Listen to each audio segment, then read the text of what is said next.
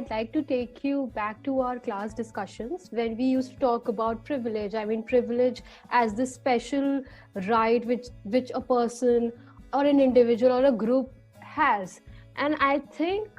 personally for me, those 2 years which I've spent at TISS, I did understand a lot of my privilege and how my social identity was being formed because of all these sets of privileges that I personally had and I still have. And especially during this lockdown, I think there was a lot of introspection that went into again understanding my privilege and at times also critiquing it and analyzing it from different lenses. So I think I'd like to talk to you about that and take you back to those discussions with how especially you were navigating and negotiating with your own privileges. So do you want to talk a little about that? Huh. So,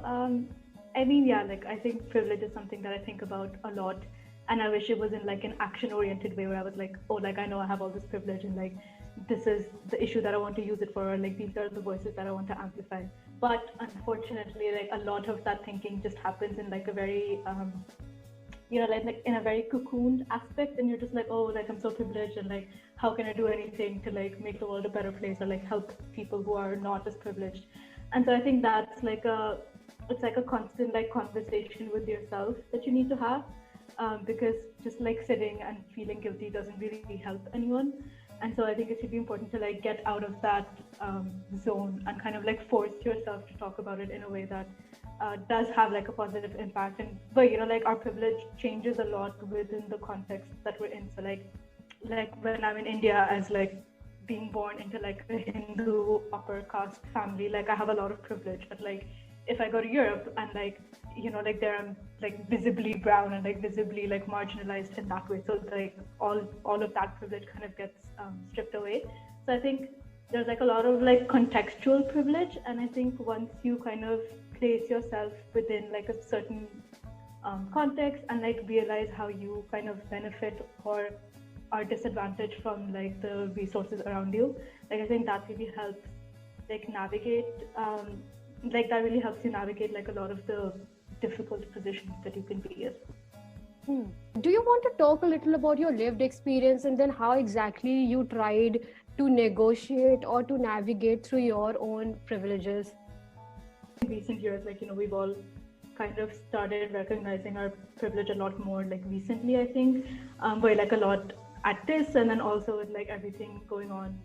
in the world and like on social media and everything, where it's suddenly like like the buzzword, and like talking about privilege is like it's like the new cool thing to do. So yeah, I think in that sense, a lot of like for me personally, like a lot of the understanding of my own privilege has been to just coming out of that guilt aspect of it, because and like I still feel guilty for like a lot of things, like I know that I have it easier than a lot of people, just by virtue of like being born into like a specific family or like a specific like location. And I think that's just like like it's like a conscious choice that you have to make. And so for example, like since you mentioned like the lockdown and the pandemic and everything,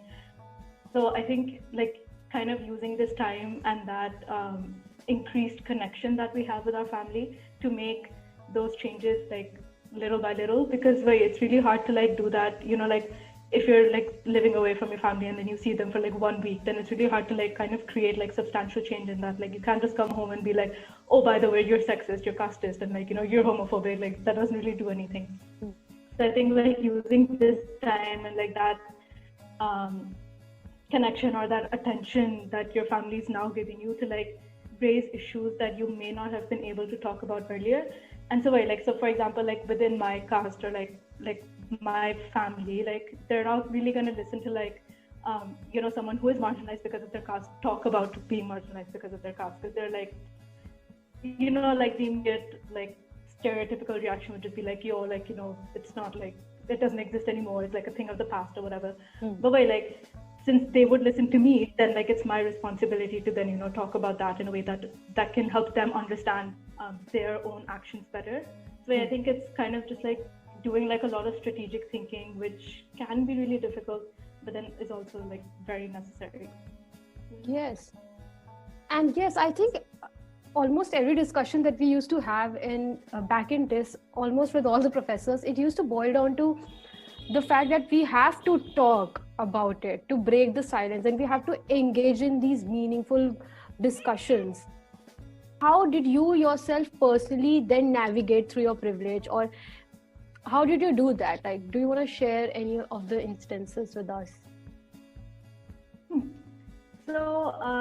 I mean, I think one of the ways that I'm most privileged in is with regard to my education and like the kind of resources that I had